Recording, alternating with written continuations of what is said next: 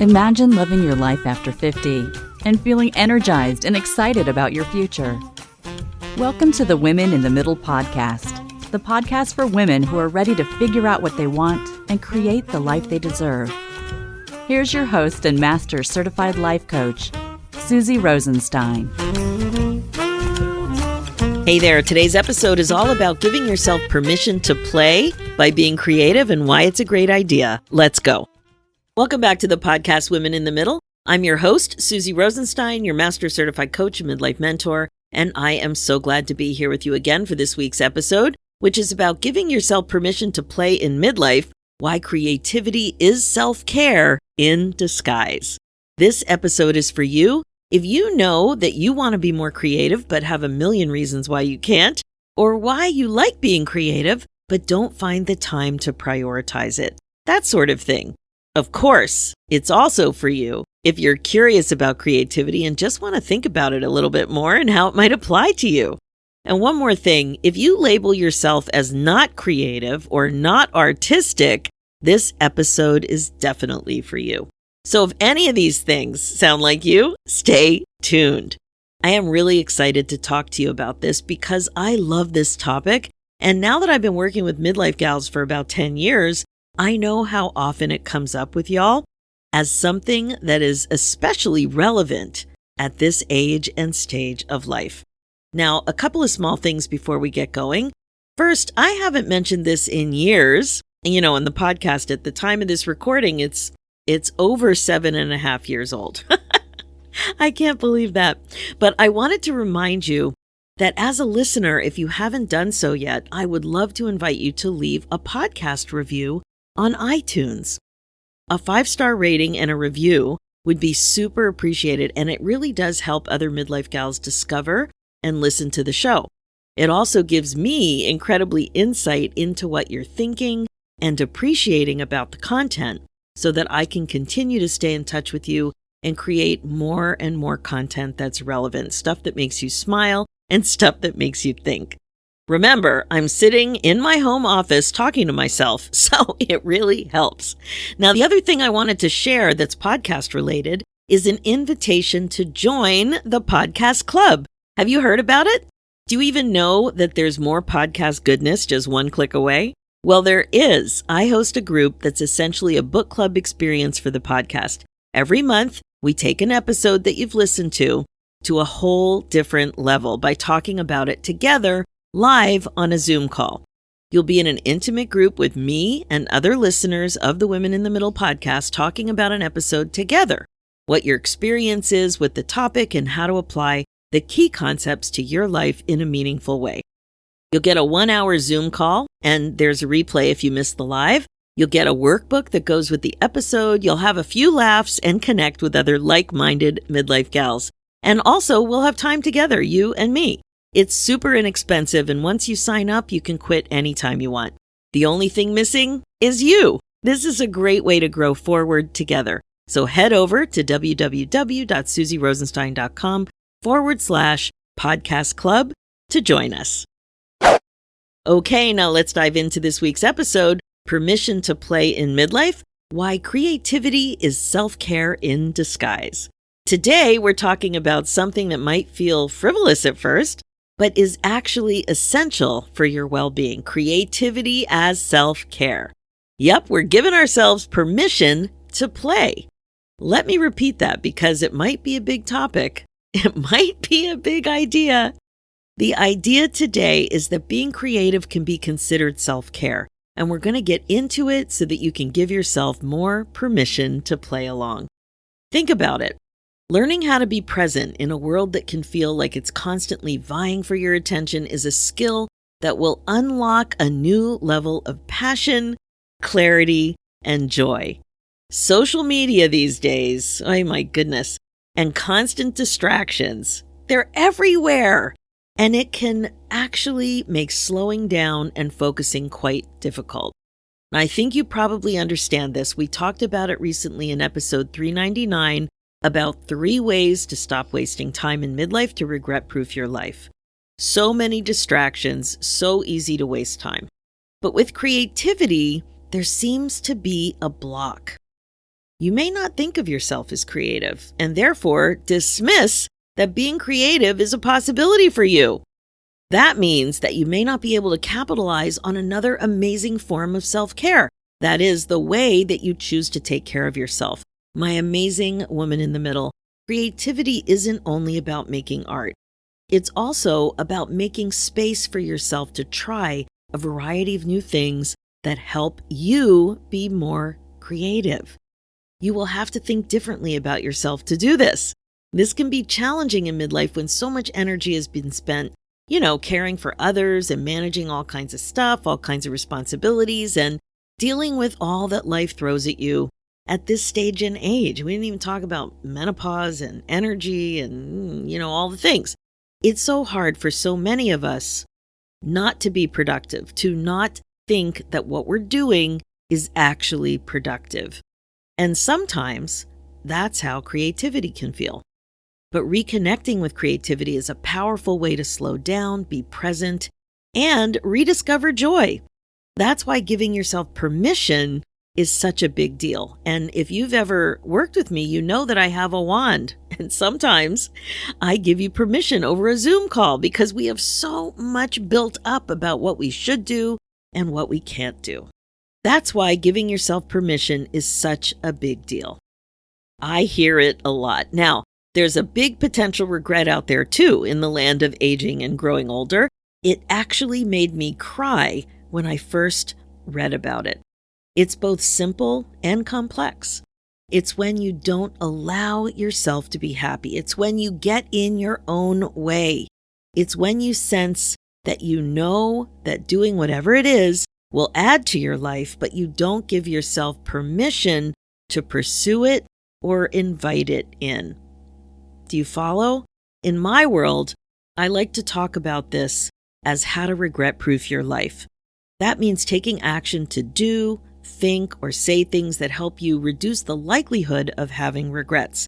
And desires I hear about over and over are related to being more creative. So what's the block? Well, it's often your thinking. And specifically, it's a thought that you're not creative. So let's talk about this for a minute and take a look at busting this myth about not being creative. As I mentioned, this is a common midlife mindset. You might have thoughts like this: I'm just not creative. I'm not the creative type. I haven't done that in years since I was young, back in school. Or this doozy: I'm not artistic. It all comes together and it all gets mushed around, but those are very common thoughts. So, knowing that so many amazing midlife gals like this, like you, might think this, it just breaks my heart because I know it's not true. What's really happening is that you think thoughts like these, perhaps you've been thinking them for decades, and you just believe them. So many define creativity in one very narrow way, having to do with art. I'm inviting you to reframe creativity. Let's look at a definition. Creativity is defined as the tendency to generate or recognize ideas, alternatives, or possibilities that may be useful in solving problems, communicating with others, and entertaining ourselves and others. Notice, not a single mention of art. Creativity is not necessarily about talent either. Rather, it's about expression, presence, and connection to yourself. So think about this. Verywellmind.com, this website, identified 5 common traits of creative people, and they include being high energy, disciplined, imaginative, passionate, and sensitive. Again, no specific mention of art or being artistic. So what tends to happen is when you label yourself as not being creative, you close the doors and limit yourself in so many ways. Art is only one way you can apply and express yourself in a creative way.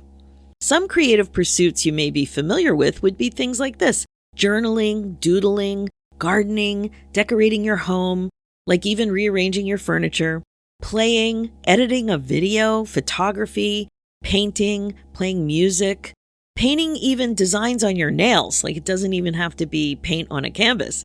Landscaping your fish tank. That's something we do. It could be landscaping your garden. Applying makeup, planting an outdoor pot or an urn, doing research, writing a blog, making cards, making jewelry, and the list goes on. As well as painting with watercolors, acrylics, or oils, doing encaustic art, making a collage, and other traditional types of things that you might call art. So one of the messages I want to share today is that it's not only artists that deserve the title of being creative. Creativity is about solving problems, communicating with others, and entertaining yourself. So get your head around that for a minute or two. Now we're going to add a little bit more to think about. I believe that creativity can be another tool in your tool belt when it comes to self-care. In my book, 50 Ways to Celebrate Life After 50, I defined self-care as providing care for yourself mentally, emotionally, and physically. So you can see it's broader than the way you might commonly think of it, which is probably about doing small, occasional nice things for yourself, like maybe finding time to have lunch with a friend or book a massage. These things are important, but they aren't all that there is when it comes to self-care. Self-care is also intentional. It's you taking care of yourself to improve your overall well-being on purpose. I also think that self-care adds to your life. It adds to your life, and you're usually happier as a result. It can fill you up. Now let's keep going here and open up to the idea that taking time to prioritize being creative can actually be a way to take care of yourself. So think about it. When you're doing creative things like solving problems, communicating with others, and entertaining yourself with something artistic or some other way to be creative, think about how you're showing up. You're very much in the present moment, which means that you're out of your good old autopilot way of functioning and probably more into a peaceful state of some sort. Some people call this being in flow. Are you familiar with that term? I love Wikipedia's definition of flow. Flow is the melting together of action and consciousness, the state of finding balance between a skill and how challenging that task is. This flow state kind of turns down the noise on your brain. It's a state that can also help you understand your feelings in a nonverbal way just by being present and focused on what you're doing and thinking. It clears up the static. That's how I think of it. And you may momentarily have less on your mind that distracts you so you can connect with your feelings more. The other thing is that it can give your brain a little bit of a break, which means that you may not be overthinking with multitasking or getting all weird about perfectionism. And I say that with love. I feel calmer just thinking about it, actually. This really describes how I feel when I'm gardening. So I don't know about you. I love gardening. I'm in it and I'm enjoying it. I'm giving the time and focus to myself, and it is so needed. I'm looking at tiny bugs and little roots. I'm looking at all kinds of little things that show up in the garden.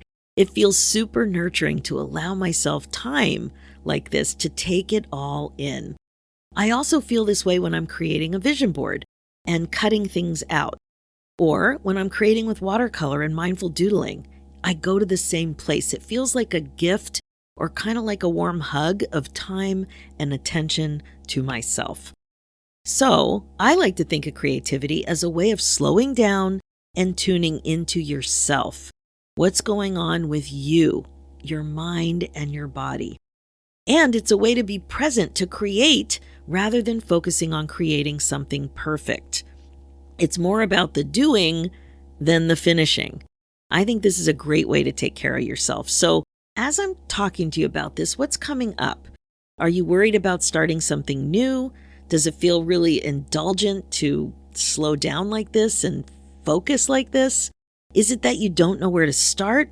Do you feel weird about maybe being a beginner if you are trying something new? Or if you're doing something that you like to do, do you feel guilty because you're taking that kind of time?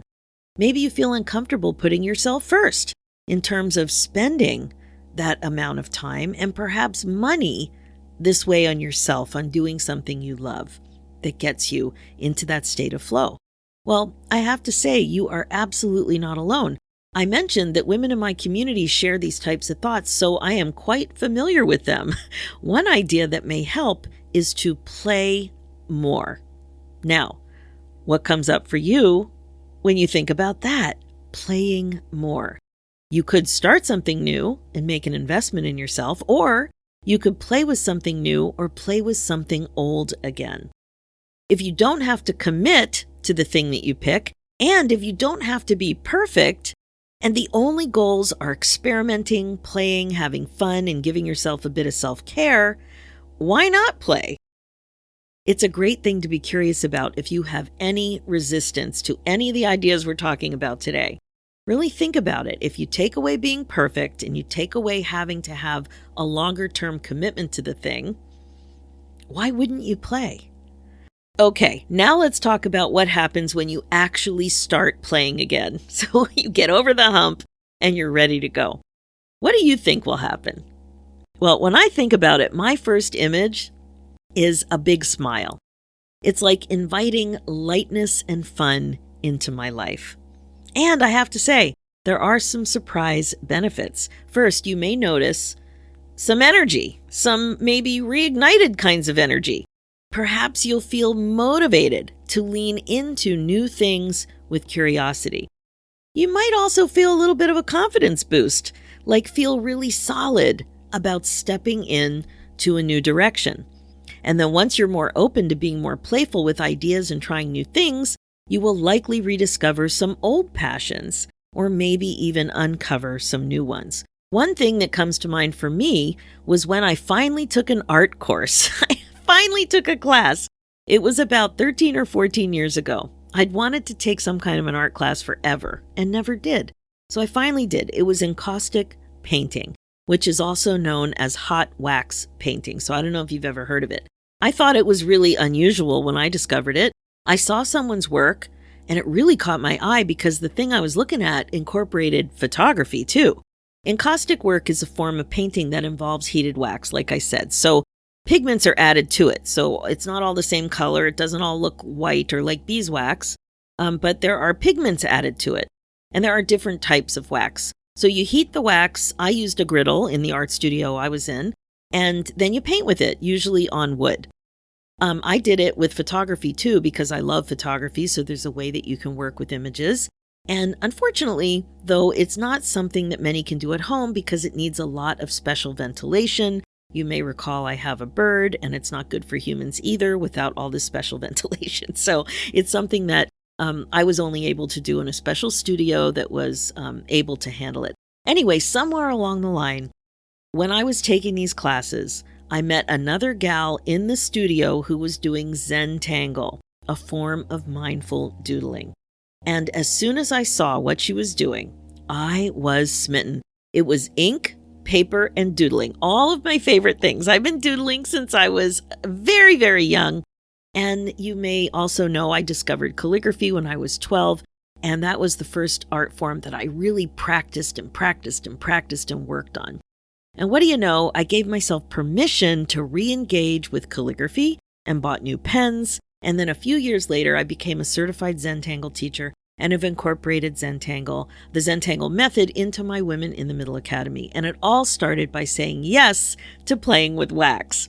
So it might be bold, but I really do believe that creativity can be kind of a gateway to clarity in midlife transitions. It can open the door. I've seen it time and time again. It's kind of a sneak attack on your brain. It helps you slow down and get into flow. It helps you focus. It doesn't have to be art, but it takes you deeper and helps you think differently. And it helps you take care of yourself and give you what you need at this time in your life.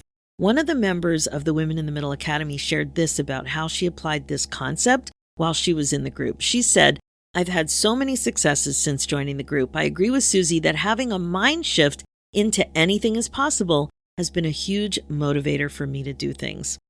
So what's so great about her experience is that she was able to apply all of this to her life in general, her business, and also the way she allowed herself to go all in on creating a sewing room for herself.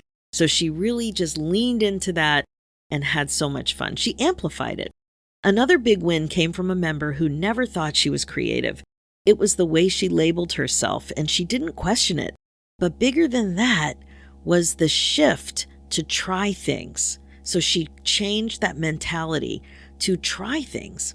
She tried crochet, writing a book, and starting a podcast, just to name 3 things. And she'd realized she'd been wrong about herself. She is a creative person and had been all along. She just had to change the narrative and think about herself differently. So these kinds of transformations just are so exciting because there is so much available to you. There is so much possible, and it all starts with your thinking. So speaking of thinking, what are you thinking? Are you ready to use some creativity as self-care yourself? Here are some tools that can work. You're going to have to experiment and play with them, though, to see what works best for you. A super easy way to start is with coloring books, adult coloring books. You can find them on Amazon or your favorite bookstore, and I would suggest getting a couple different kinds of books. You know, some have more finer designs, some are bigger, there are different topics. Like, it really depends on what kind of thing you're attracted to, what you have the patience for, right? But experiment with a few books and also with what you color with. So crayons might be fun. Remember how much fun the sharpener was on the back and how they just smelled so good? Speaking of smell, how about smelly markers? I remember those as a kid, and I just looked it up, and Mr. Sketch still makes those scented markers. Or colored pencils, whatever you like. Another tip is to pull something out that you used to do to relax or have fun with. You can even go into the Wayback Machine to find something good. So what comes to mind for me is I used to have a wood burning tool. I used to do string art and, of course, calligraphy. Vision boards and making collages are fun too. What about journaling? You can buy a fun new notebook and have fun writing or writing and doodling. Or even scrapbooking. You could do all the things. But with journaling, you can add more to it if you want to make it more colorful or practice in different ways of being creative. And then, if you're ready to play even more, think about something new that you might want to try. Maybe you really want to get into watercolor or acrylic paint, or learn how to knit, or maybe make pottery.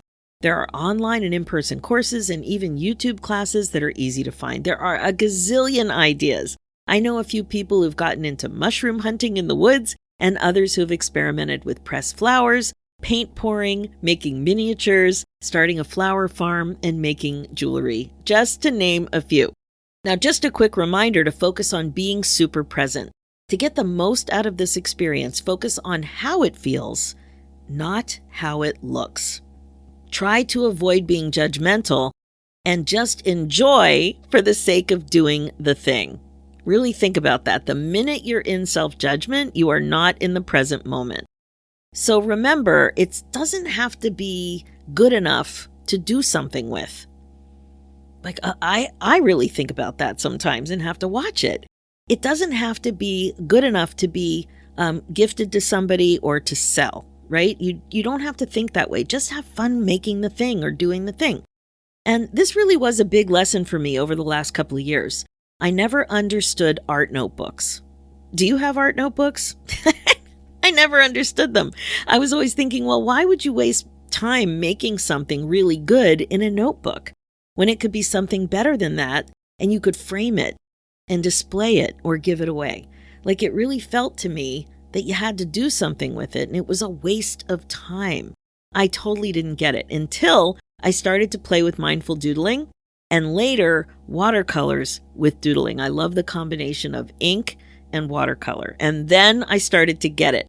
Now I have tons of journals filled with some good stuff and some not as good stuff, and my judgment is gone. It has been fascinating for me to watch that personal transformation in myself. Now, this all ties into my approach with midlife transformation coaching. When you're stuck, it's so easy to stay stuck and not see your way out. Creativity is another way to help you get unstuck. My clients often start by feeling stuck or unclear, and one of the ways we break through that is to start introducing new stimuli. It's imperative. It's so important to shift out of autopilot thinking and doing, something we all love. So offering prompts and examples, peer coaching, exercises, and activities like mindful doodling are all ways to give you new opportunities to think differently and also to think about how you're thinking. So you want to think differently, and you also want to think about the process of thinking. Creativity acts as a tool to help you grow, and it's also a tool for self-care. One of the things I always repeat is curiosity and compassion for the win. And creativity is the perfect way to do this. It helps you explore what's under the surface of your busy, distracted brain so that you can reconnect with joy and purpose. Allowing yourself this gentle, loving, and playful approach to your growth is an incredible act of compassion at this point in your life. I think you can also see the connection way more now too, about how clarity and confidence can come from simple acts of curiosity and creativity. It really is all related, but you have to open the door and let it in. You have to be intentional and allow it in your life. Here are a few things to think about. What thought could you think that would help you be open to being more creative? How about these ideas? I'm learning that I might be more creative than I think. I'm open to the idea that creativity is the kind of self-care I love. I love the idea of taking care of myself by being more creative. I'm learning to slow down and appreciate being in the moment. I'm getting better at imperfection. Now notice how each thought makes you feel. Trying on new thoughts like these can be kind of like trying on a dress. You have to see what is a good fit. Now, you want to feel in such a way that you're able to lean in to being more creative while doing your thing, whatever thing it is. Your thoughts can help you or get in your way. It's so good to know how to help yourself like this, right?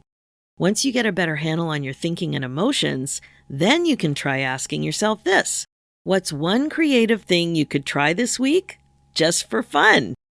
You can totally become a woman who's inviting more creativity and self-care into her life now and also in your next chapter. And I can help you. This is exactly what we're up to in my Women in the Middle Academy. So if you'd like to see if working together is a good fit for you, head over to www.talktosusie.com and book your free momentum call. This is the way to learn more about how the Academy can help you go from stuck to fulfilled using creative tools, mindset coaching, and joyful planning. I have to say, I think doing creativity on purpose is a very good thing for your heart, mind, body, and soul. Okay, that's it for this episode. As you know, my focus as your midlife coach is to help you waste less time spinning and feeling stuck. This is what regret-proofing your life is all about. Remember, being the queen of your brain domain is the best way to be, and midlife transformation coaching is the fastest way to rediscover joy and purpose after 50. For show notes and links, go to www.susierosenstein.com and click on the podcast tab and look for episode 404. You'll also see a link there for my new show, The Women in the Middle Entrepreneurs, which is all about the reality of running your business when you're a midlife gal. It's also on iTunes, Spotify, and all the places. Let's do this, ladies. It's time for you to put yourself first, one thought at a time. Thanks so much for listening, and I'll talk to you next week.